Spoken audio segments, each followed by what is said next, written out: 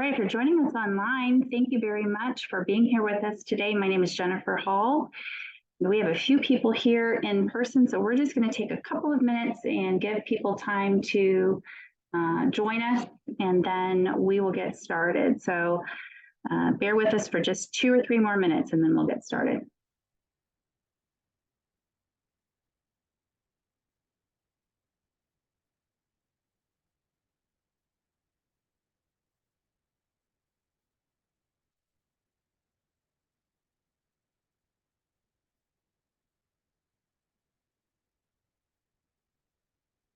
All right.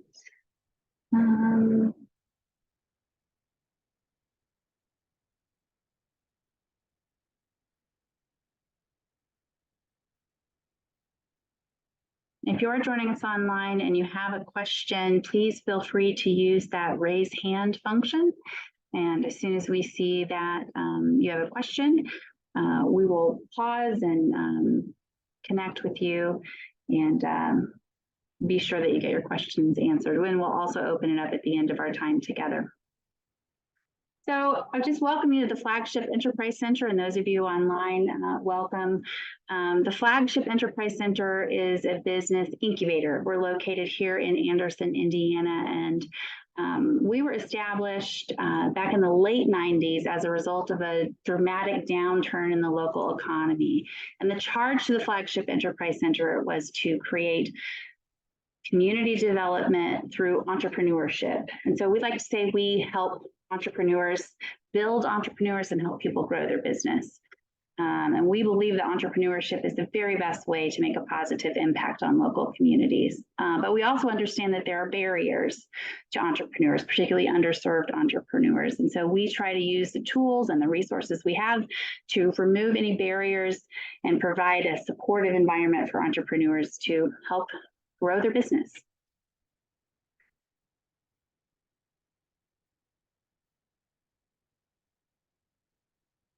And as I mentioned, back in the late 90s, early 2000, Flagship was launched. Flagship started a program with the SBA towards the beginning of 2009, 2010. But initially, here on our property, we had a business incubator where we let businesses rent space from us at a below market rate. And tried to foster that environment. And the overwhelming thing we heard from business owners was that they needed access to capital. And so out of that need, we launched a small business loan program. And we branded that program as Bankable.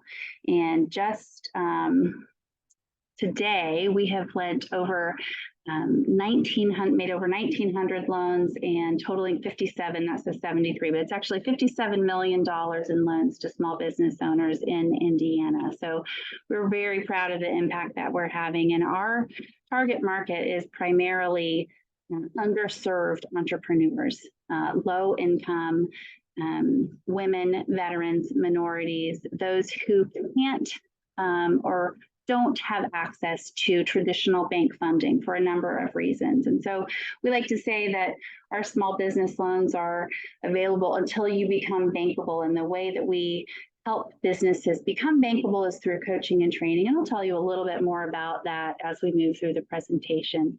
But just an idea of the impact we're having here with Bankable. So Bankable loans statewide in Indiana, as I mentioned, $57 million lent. We work with organizations such as banks and community organizations that will refer people to us who are unable to secure funding from a bank. About 72% of the people we help are underserved borrowers, and just about 44% of the people we help are existing businesses, and about 50%, a little over 50% are startups. Our top industries that we lend to are food service, accommodations, retail, trade, construction businesses, and transportation and warehousing as well. Today we're going to talk about becoming loan ready, and the first part of that is understanding the resources that are available to you as a small business owner or a prospective small business owner through the Small Business Administration. And so I'd like to introduce to you Ms. Luann, who's been a great partner to us here at Bankable, and she will talk to us today about what the SBA offers, not just loans, but all types of different resources. And then we'll conclude talking about specific things you can do to get loan ready, and then how Bankable can help you in that endeavor. So, Ms. Luann.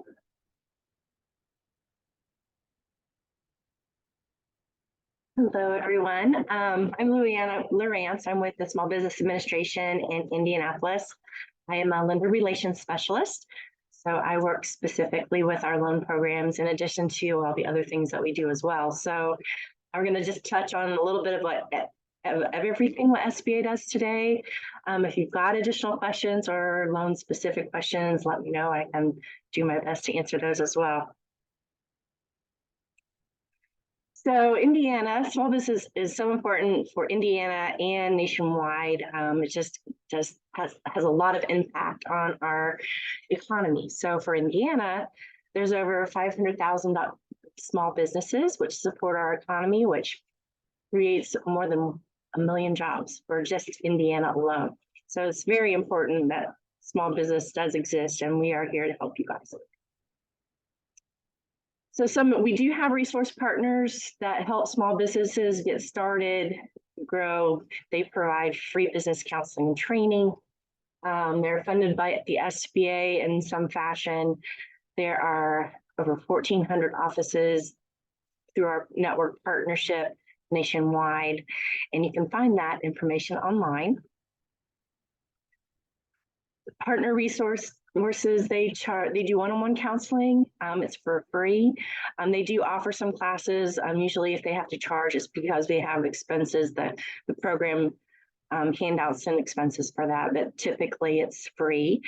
They provide business plan development, strategic planning if you need to grow or re-strategize your business operations.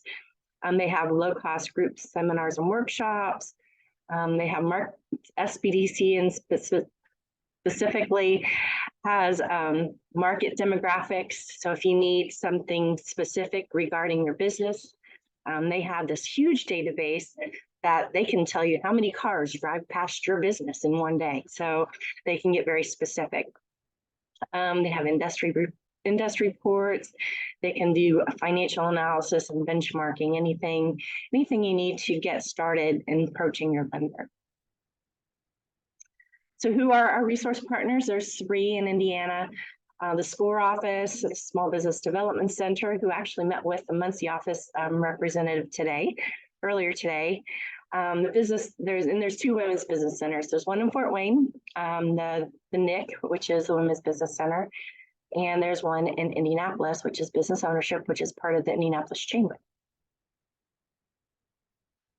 In addition to our resource partners, SBA does have an online training platform that you're welcome to use at your own pace and schedule. It's called the Ascent Program, and there's tons of different topics in that platform. You're welcome to go out and check it out and explore the programs and take the training as you see fit. So building your business, we have multiple different loan programs. One of those is the micro lending program, which Bankable is one of those. There's 3 micro lenders in Indiana. There's a handful outside of, no, that's another program. There's 3 in Indiana. There's Bankable, there's the Women's Business Ownership Initiative, which is also part of the Indianapolis Chamber. And there is Brightpoint, and they're located in Fort Wayne. They are territorial, so they can't cover the whole state. Bankable covers the largest portion. They're our biggest micro lender, covering basically the whole central part of the state. They cover 26 counties. The one in Indianapolis with the Indianapolis Chamber Business Ownership Initiative covers Marion County and the surrounding 9 donut counties. And then Bankable covers, Brightpoint covers, 14 counties and northeast over to South Bend and down to about Marion, that area. So that's where they cover. So microloans go up to $50,000, and they don't do real estate. So that was one of the things they do not do. Their loans go out 7 years and they have competitive rates, and oftentimes they do a lot of hand-holding, trying to provide that additional service and business counseling and training that small business owners need to get up and running. Often the times many lenders don't have the time to do that, and that's why our micro lenders exist. Oftentimes they'll partner with our resource partners to get some of that counseling and training for you as well. But that's what they're here for, is to help take that extra step in helping finance and getting business owners started and growing. They have competitive terms, lower down payments than maybe your traditional lenders, flexible overhead requirements. And they do the counseling and education. They do some here, and they also partner with our resource partners. So what does SBA loans, what do we do as far as SBA loans? Why are they beneficial? Many lenders don't like to finance startup businesses because they don't have the experience. They don't have that performance history of success. So that's why a lot of lenders steer away from startup businesses, because they don't know that they're definitely going to be repaid. So that's why our micro lenders exist.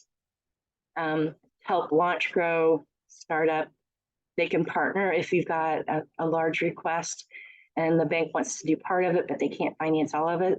Lenders can partner with our micro lenders as well to provide financing. So there's lots of different options and ways that we can provide financing. We have revolving lines of credit and for working capital and term notes. So if you need something that revolves kind of like a credit card would, we do have those options, as well as just regular term notes. Can do renovations, expansions for our programs. Our regular programs can do real estate out to 25 years. Again, micro loans can't do real estate, but regular programs can. And we can finance any legitimate business needs. So anything from inventory, equipment, real estate, purchasing a business, refinancing, all of those are things that we can do. And if you want to take your business overseas, international, we do have international trade programs as well. So for our regular programs, the 7A and the 504, the main programs, they go up to $5 million on SBA's financing side. The 7A is our main program. It's a guaranteed loan through your bank. We don't do direct lending. So you would partner with your bank or credit union. They'll look at your loan request to see if it's something they can do without SBA assistance on their own. If there's something that's there's something they're not comfortable with, they need additional guarantee, that's where we step in and we provide a guarantee. I like to explain our program is like providing an insurance policy for your lender. So if something would happen to go bad, which we hope it doesn't, we want all of our business to be successful. But if something would happen, SBA is going to share in that loss with the lender. That doesn't relieve the small business owner from not making payments, but it's going to help secure the lender in providing that financing. So the 504 program, the SBA portion is $5 million maximum. 7A is $5 million maximum. That's where we share with the lender. The 504 program is 2 loans. There's 50% of the funding comes from the lender, up to 40% from SBA, and then a minimum of 10% in from the business. So if you do the 50% from the lender, the 40% from SBA, and the 10% from you as the borrower, maximum funding, maxing out all of that would be $12 million. So the 504 program is for basically assets that don't get up and walk away. So real estate and equipment. We have financed food trucks, so it can move. It doesn't have to be attached to the real estate, but we can do equipment under that program. That program doesn't typically do working capital and just the daily operational funding, but those hard assets is what that finances. And then the microloan programs goes up to $50,000. So if you don't have a lender, or if you're looking for financing and don't know where to start, we do have a lender match program. It is online. You can go in and it'll ask you about 20 questions about who you are, what your business is, what you're looking for. and I'll have you submit that information, and then all of our participating lenders will get the inquiry. They'll look over your quick synopsis, and if it's something that they think they can partner with you on, they will respond. And it's kind of like a matchmaking type of system. So if you need a place to start, that's a good place to start, is through Lender Match. We also work with private investors. So this kind of specific. We have the small business investment companies. They work with lenders as well. That's not typically a local program. It's more of a Washington, D.C. based program. So, but they do have SBDC's investment and connection and expertise through that. We also have the SBIR and STTR programs, the research and technology programs. So if you're in the research and industry type fields and you're looking to develop technology, SBA does have the connections to connect you with the agencies that provide that type of stuff. I think there's like 10 agencies that work with the STI and SBIR and STTR programs.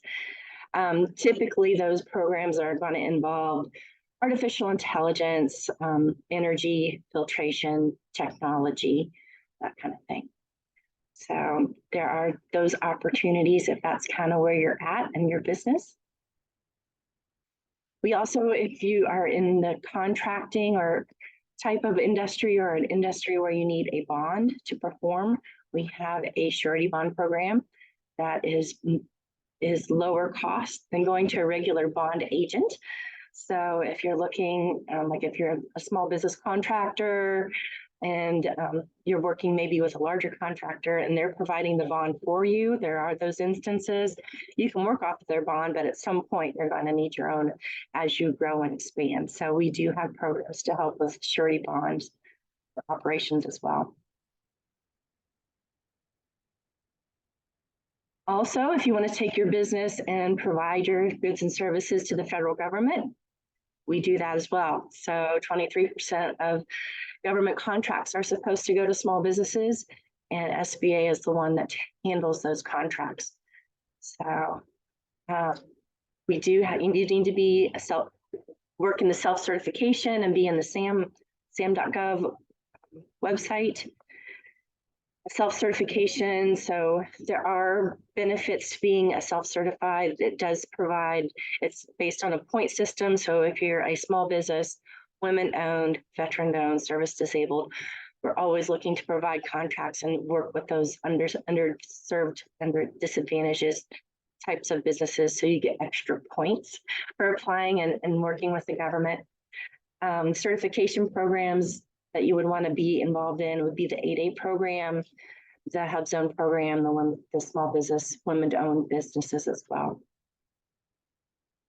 So you would start with your registration process with the sam.gov website. So you can go on there and start your registration process.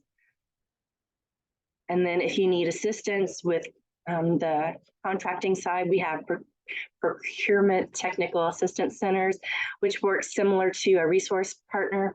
They're going to help you put your bid request together and do workshops and events and all that kind of stuff. Same thing a regular resource partner would, but more on the contracting side. So triumph over adversity. So we kind of get into our disaster programs. Everybody has experienced COVID and everything that it has done. SBA's programs were the PPP and the EIDL programs. The disaster program is the only program we have where SBA finances small business owners directly. So all of our other programs are either guaranteed programs or you work with an additional lender and we're kind of behind the scenes. So we have the EIDL program and the PPP program, which those have basically are winding down. For Southern Indiana, where the tornadoes just went through, we did get a disaster declaration for that. So that will be coming in as a disaster program for those areas. So, but as they come in, it does have to be declared a federal disaster for our programs to kick in. So some of the companies that started off small and have grown to be very large include several of these. So UPS, Ben & Jerry's, Ninja Zone, South Bend Chocolate Factory, which is in South Bend. So these are examples of companies that have actually used our programs before. These get back to Bankable. So they have various different types of loans. So I'll let, are you going to talk about that? Do you want me to? Okay, I'm going to hand it back to Jeff. Thank you. All right, so I'd like to talk to you a little bit about very practical things you can do to get ready for a loan. And if that loan is through an SBA lender, a mission lender, and kind of what that would look like. So the first step is, what kind of loan do you need? There are several different kinds. I've listed here a term loan. And when you hear that, it's just a loan that is over a specific period of time. And so if you think about a loan to buy a house, that might be 20, 30 years. Typically, a business loan might be a little bit shorter period of time, although you can go longer. Could be 7 to 10 years. Or if you're buying a piece of equipment, there are loans for equipment loans specifically that you could get from a vendor.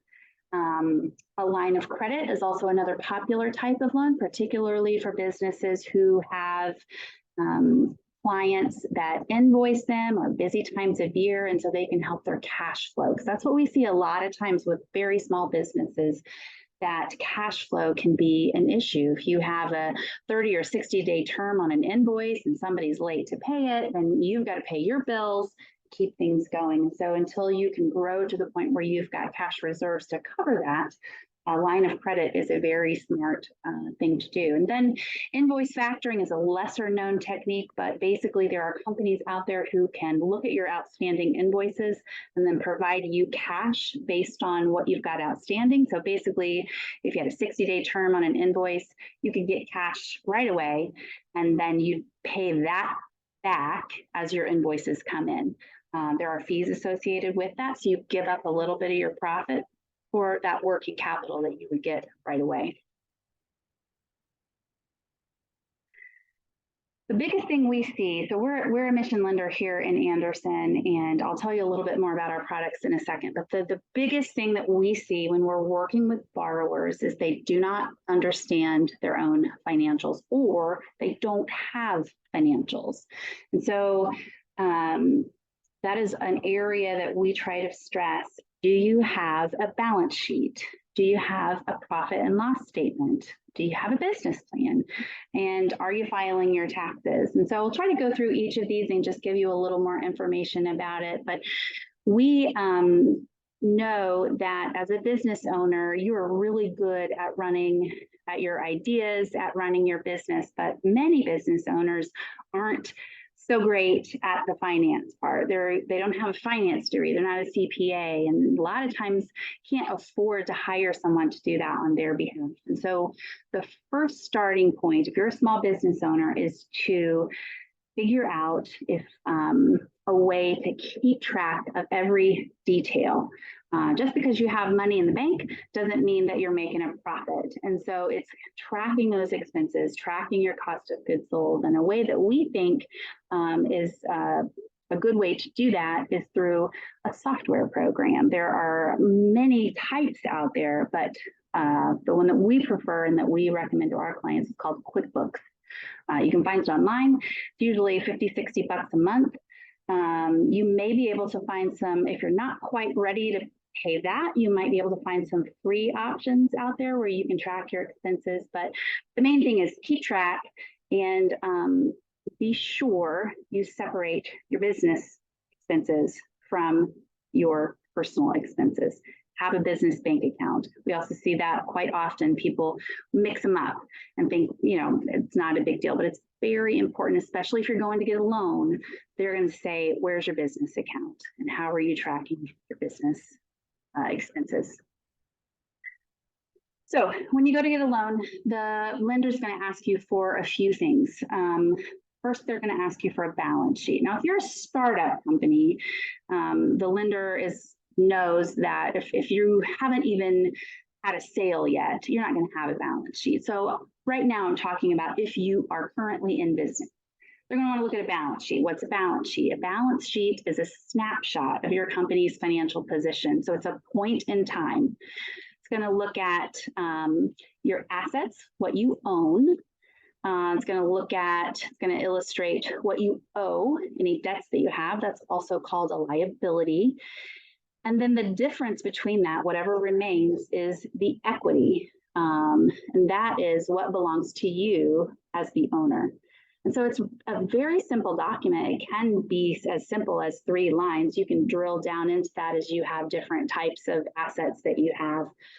Some examples of assets would be cash in the bank, any kind of inventory that you have, any kind of property or equipment that you own. You're going to want to keep track of that and put that on your balance sheet. The lender is going to want to see the most recent balance sheet that you have. Got a little lag here in my presentation, excuse me. Profit and loss. This is another document that a lender is going to ask for. Profit and loss is slightly different in that it's a summary of how your company has performed over a period of time. And typically that'll be the last 12 months that you've been operating. They're going to want to see an up-to-date profit and loss statement. And a profit and loss statement looks at what you've earned. It's going to tell the lender about your performance, what you've earned, your revenue, what you've spent, your expenses, what does it cost to run your business? And then your net income is the difference, what remains. And that's the amount that you have earned or lost over a period of time. So over 12 months, have you made money? Have you not? The lender likes to see that you have made money, but that even if you've lost money, that won't necessarily keep you from getting a loan. You'll just need to be prepared to talk about how you're going to make money in the future.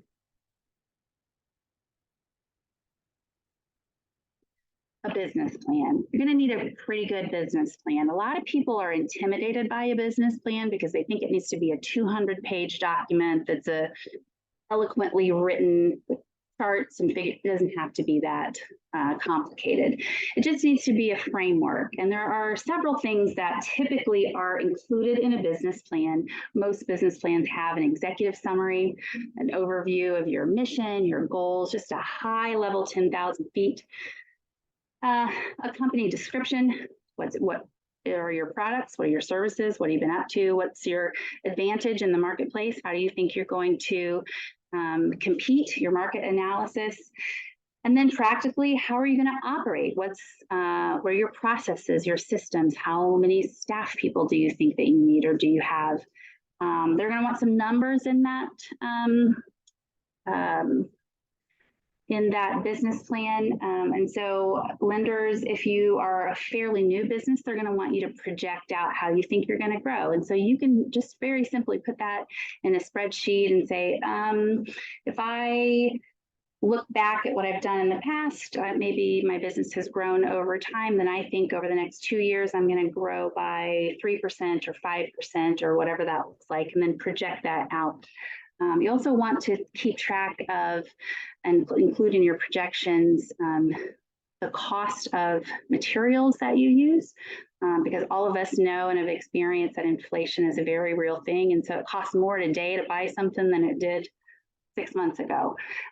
So you want to think about all those little details. And then your management team, who's a key member, what are their responsibilities? A tool that we've used, and this is kind of a hot tip for you today, maybe you are already using that, but many of you may have heard of ChatGPT. This is an AI platform that's getting a lot of buzz, particularly in college circles. College kids are using it to cheat on their papers. We think it's a really useful tool. If you have not checked it out, get online. It's openai.com. I put that on your handout as well. You'll have to set up an account. I just use my Google email for that. You can type just about anything in that search bar that you will see, and it'll spit out a pretty good response. Now, if you're looking for very specific facts and figures, you're going to want to check that against something. But for instance, if you if you're really good about how you enter the questions in there, you could have this AI tool write a business plan for you, or at least give you a structure that then you could edit. I use it here at our organization for job descriptions, or any time that I need to work on a specific project. I'll just put the prompt in there and see what it spits out, and I'll use that as my kind of framework. But if I were writing a business plan, I would say in the search bar, write a business plan for a janitorial business located in Indianapolis that focuses on apartment buildings. And it will spit out a remarkably robust set of text that then you can use and edit and make your own. So I'd highly recommend checking it out. It's also a lot of fun. One of our coworkers here uses it to write bedtime stories for his kids. So he'll put in the name of his children. He'll write in the search bar, write a bedtime story for 3 little boys, and include details about going on a search for a turkey, and it'll spit out a story. And so it's a fun tool, but also can be very, very helpful. And it'll be interesting to see how in the future this really changes business as we know it. But it'll kind of need to be on the cutting edge of that. Finally, your tax statements. Another thing that we see in our lending program, people will come to us looking for a loan and they have not filed their taxes, or they have outstanding debt with the government. That is typically a red flag for a lender. So before you're ready to get a loan, make sure you're filing stuff on time. Make sure you don't have anything outstanding, or if you do, you've got a payment plan set up. We are okay with lending to somebody who's got a payment plan.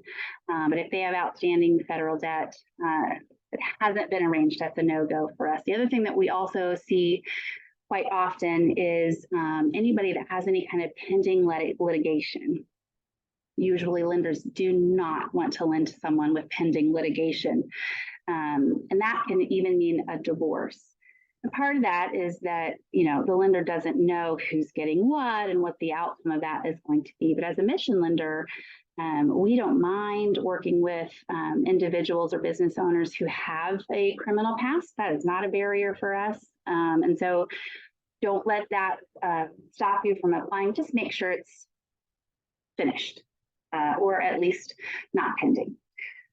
Make sure that you report your income. So this is another thing that we see for small businesses, is that maybe they receive income in cash. And that's okay. We are not the government, and Luann can close her ears. If that's how you're doing your business, that's your prerogative.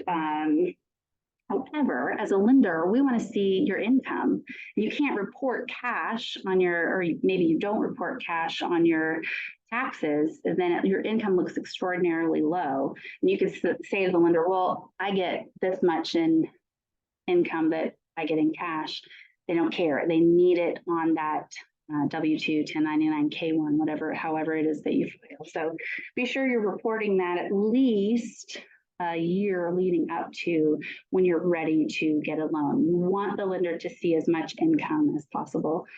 The other thing that a lot of people don't think about is if you have somebody preparing your taxes and they're pretty good, they're going to encourage you to write off as much as you can so that you don't have to pay as many taxes. However, as a lender, we're going to look at that bottom line and say, you are not profitable. We like to see a profit. So it could be, if you're looking to scale your business and grow, maybe a year beforehand, you just don't take as many deductions. You don't write off as many things so that your financials look a little bit better.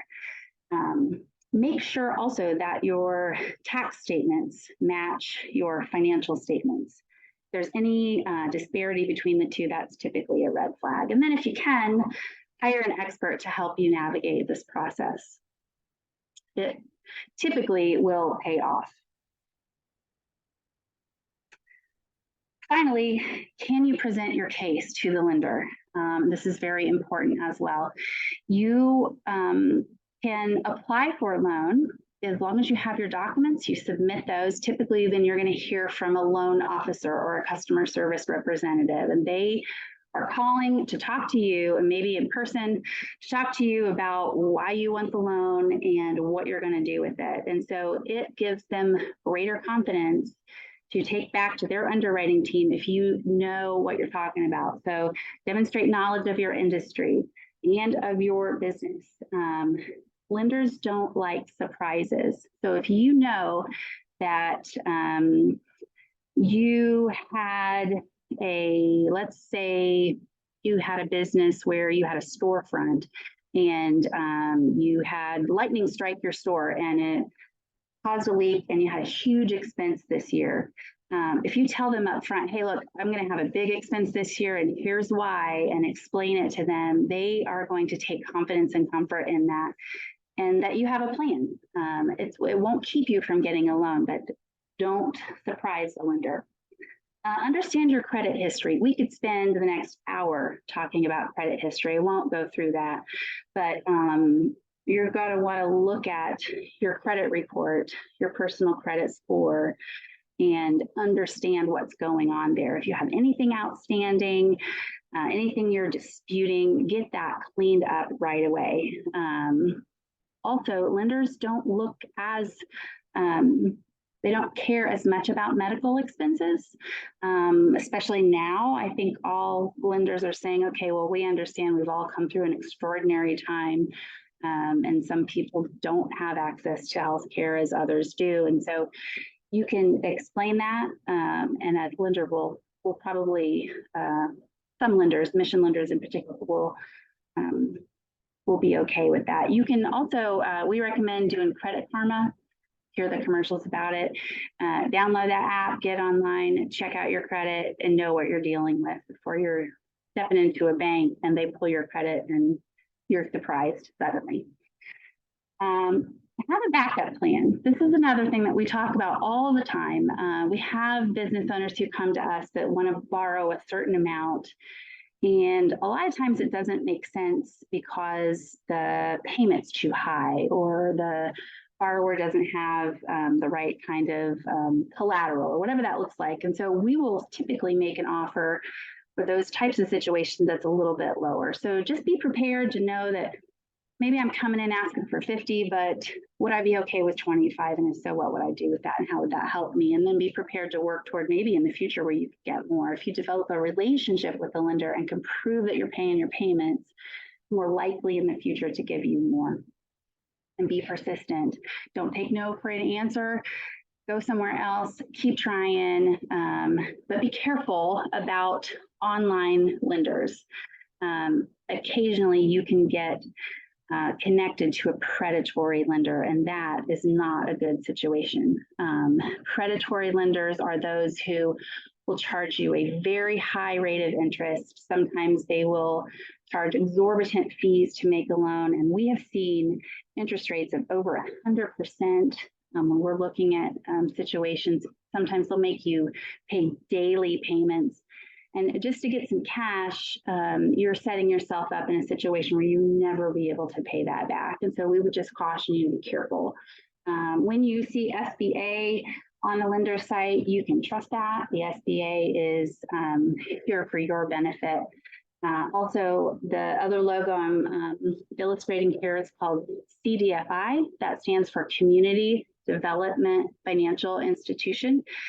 That's what we are here at Bankable, and we are structured in a way where we're a nonprofit, and our goal is to grow businesses and help entrepreneurs, not make money for our shareholders. There's nothing wrong with that. That's not what we do, and so we can make loans that banks can't usually make.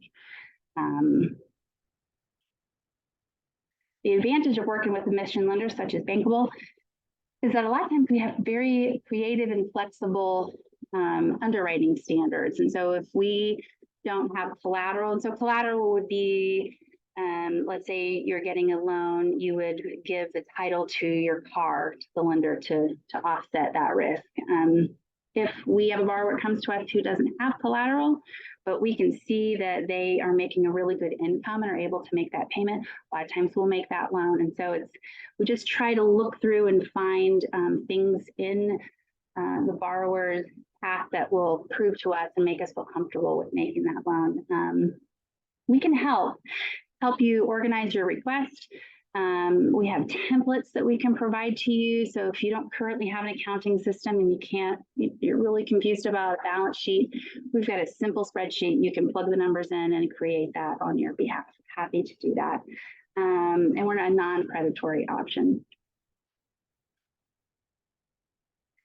So just a little bit about our program, and I'll try to wrap up here in just a few and leave some time for questions. But here at Bankable, we are an SBA microlender, but we also participate in another program called Community Advantage so that we can make loans all the way up to $350,000. If I can pat ourselves on the back for a second, we are the largest mission lender, the top mission lender according to the SBA in the state of Indiana.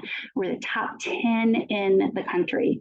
So we are doing a lot of good work here, helping a lot of people. We lend to the state of Indiana, all over the state. Our microloan program through the SBA is those 26 counties, as Luann was talking about, but we also have other sources of funds that we can lend outside of those boundaries as well.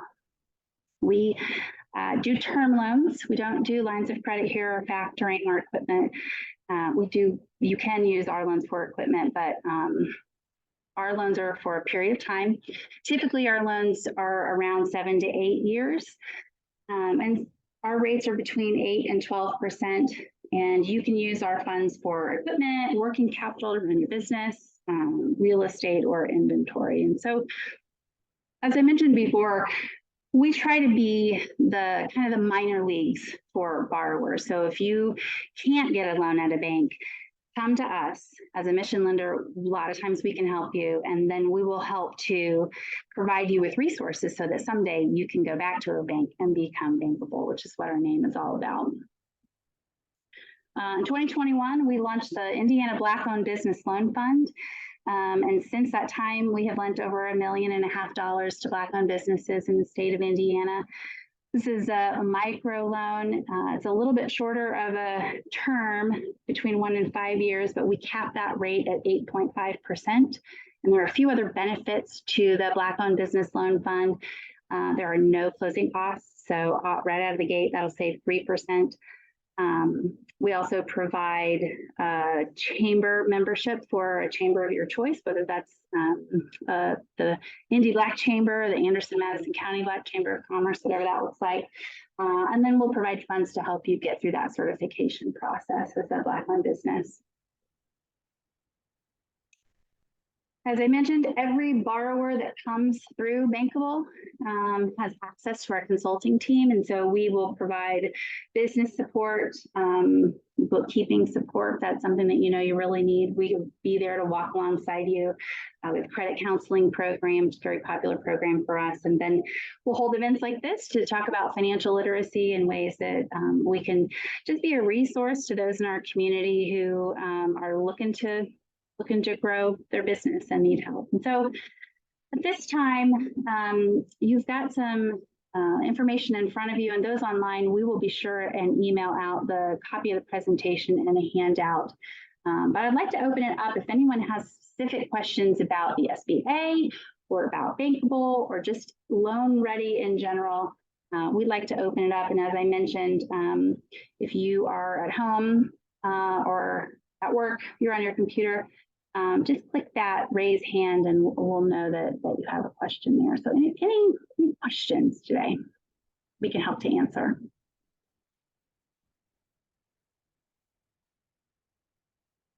Oh, we've got one. Hi, Lena. Can you hear us? She might be muted.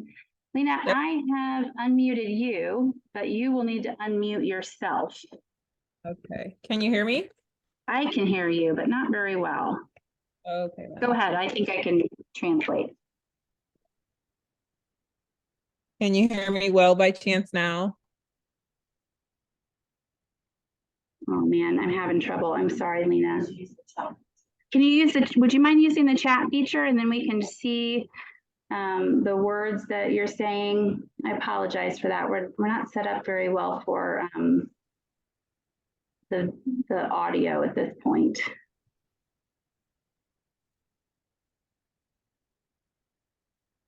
got my volume turned up. I can't hear you very well. I apologize, Lena.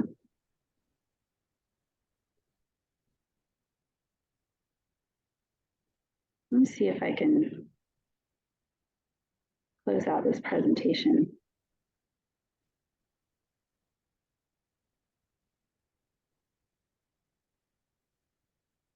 Oh, there we go. She's got the chat. Thank you so much.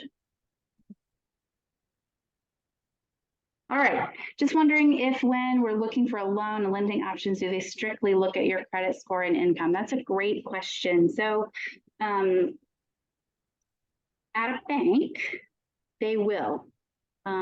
Typically a bank will be pretty precise about what kinds of loans they want to make. They call it a credit box. And so they will have certain ratios and parameters that you must fit into in order to make for them to make a loan to you. But if you look toward a mission lender, someone like Bankable or another CDFI, as Luann had mentioned, the couple of others that are in the state, they will be creative at underwriting your loan. And so they will look at your credit score, they will look at your income, but they will also try to pick out other characteristics of your loan to see if it is a loan that they are willing to make based on their appetite for risk and how much funding they have to make. I know for Bankable, we don't worry so much about credit score. We look at it, but we know that the borrowers that we work with may not have the best credit score, but we do look pretty closely at your ability as a borrower to pay that loan back. Because we don't, while we want to help everyone, we do not want to put people in a position where they cannot make their payments and they're hurting their business by taking on additional debt. And so your ability to pay is probably one of the most important factors that a lender is going to look at, and particularly with Bankable. You're very welcome. I'm sorry that we can't hear your voice. This is great. Thank you. Anyone else? That was a great question. I have a question. Yeah. It may not be appropriate right now, later. Mm-hmm. The email I got for this course, what caught my eye was the Thrive program. Mm-hmm. You elaborate on Thrive. I would love for Luann to elaborate on that. And Luann, if you want to step up here so that you can be seen by the camera, that would be great.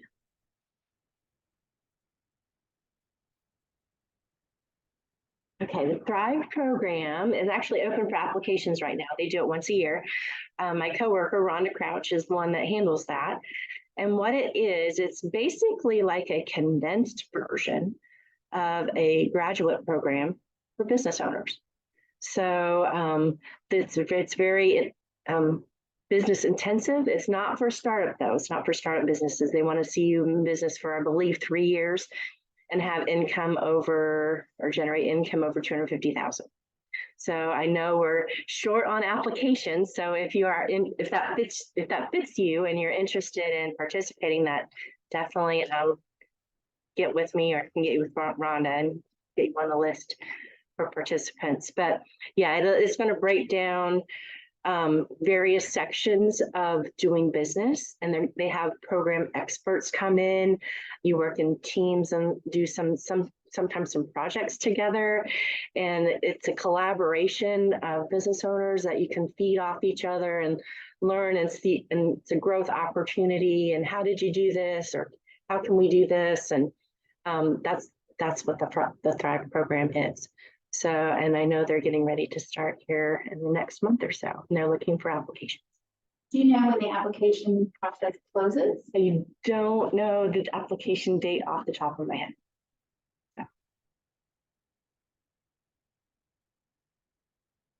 How long does that go for? Between 6 and 12 months. And sometimes I know over COVID, they did do some virtually, but prior to that, they did them in person. And since we're coming out of COVID, they may be doing a little of both. I'm not sure, since Rhonda's kind of heads that up.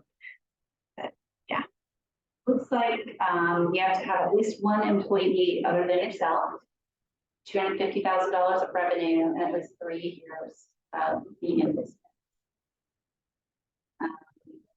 In-person coaching, self-paced instruction, that might be the hybrid model you're talking about. I have heard just anecdotally that it's an incredible program, and so I would encourage you to apply. It would be a very, very, very good program to be over in 6 months. Everybody that I'm aware of that has taken the program has just praised accolades because it's been super, super great. So, yeah, if it's something you're interested in. Oh, we got another question. The Black-owned business loan fund have specific requirements, and is it for already established businesses or startups? I'm happy to address that. Thank you for your question. That's a great question. There are no specific requirements. You self-certify that you're a Black-owned business. It is for both startups and already established businesses. And so we would encourage anyone and everyone to apply for that. You can apply online through our website, www.bankable.org. And we will be sure that if you'd like to leave your email, I would imagine we've got your email address through the webinar, but if you'd like to drop your email or another email in the chat, we'll be sure and get some information to you about it. Good question. You're welcome. All right, well, that concludes our program for today. We appreciate you joining us, those of you online and those of you here in person. We just want to be a resource and be helpful.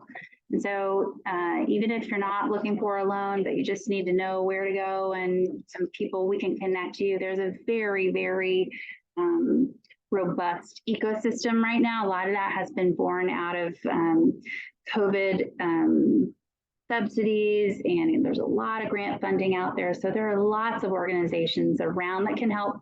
And we think that probably one of the biggest barriers is people just don't know about it. So if we can connect you with someone that can help you, or we can help you, we would love to do that. Please feel free to send us an email, give us a call, and we'll be there to help. All right, thank you so much.